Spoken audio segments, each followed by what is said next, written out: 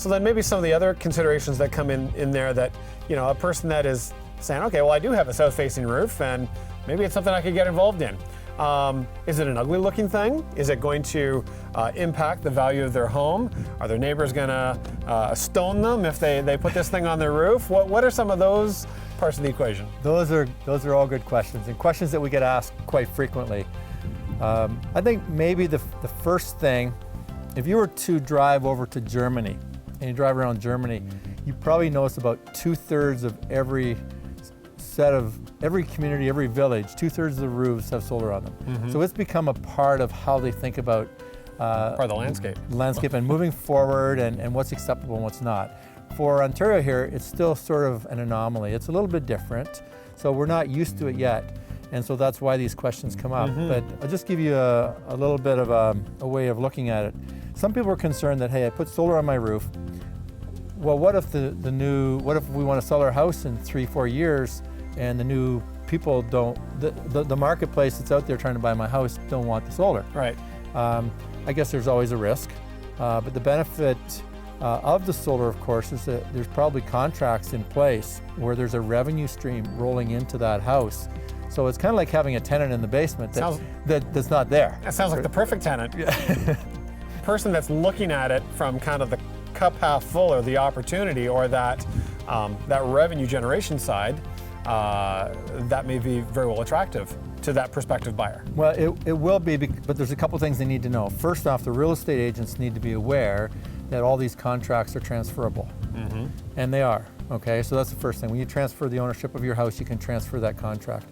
When you buy a house that has solar on it, you need to be prepared to pay a little bit more money, because you do have this tenant or this revenue stream that's rolling in. So if it's 15 years remaining in the contract and you buy it and you know that that roof is going to generate you, say, $5,000 per year of revenue coming in, typically what they would do is do a market value assessment of that house, and then they would also do an income approach and add the two together. So you do your market assessment based on the other houses in the neighborhood, and then you add the income that's going to be coming in, and you do a fraction of that over the remaining 15 years. Sure. So there's an income stream.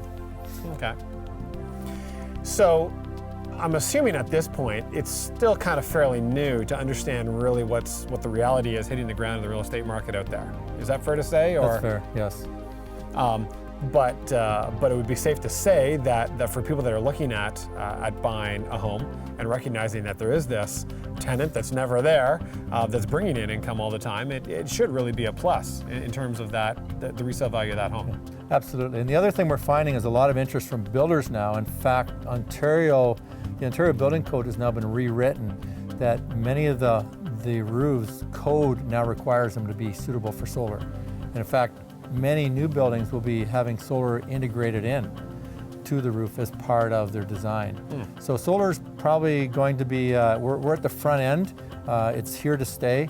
The great part is we've noticed already in the last 2 years in the Ontario marketplace, there's been a huge reduction in the cost of buying solar product.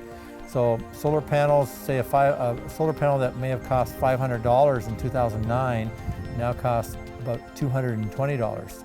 So we've seen a dramatic drop in the price of solar panels. So that also is a very positive incentive, and it won't be long. I would say within the next few years, you're going to see that we can actually put solar panels up and produce solar energy and electricity at the same value as what we currently pay to Hydro One, and that's called grid parity. When you basically equalize it, our cost of producing it ourselves is going to be the same as what we currently pay.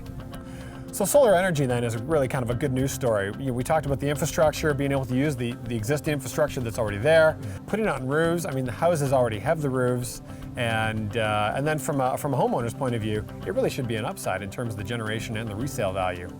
I imagine there are going to be people out there that are going to look at just the aesthetic, and that might be a bit of a turnoff, but that's probably more of a cultural and an aesthetic that's going to change. As you say, in Germany, they've already gone a lot that way.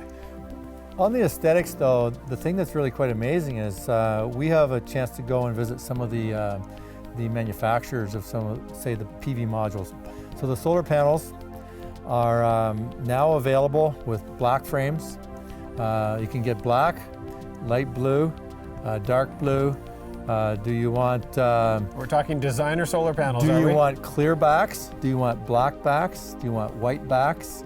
So you can actually get some good flexibility. So you won't find, probably within the next few years, you'll start seeing that some of these solar panels are going to blend right in. You probably won't even notice that they're there in terms of how they're integrated and designed into some of the homes. The agricultural communities have always been the first anywhere in the world wherever the feed-in tariff kicks off. And then the early adapters in the city will be the ones, typically larger commercial roof, and then residential seem to flow in after that.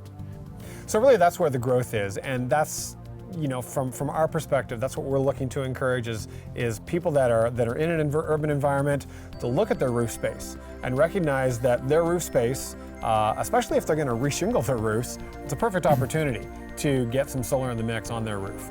And it really does provide that tenant that never comes home and never makes a noise, and the checks just keep coming in. Exactly.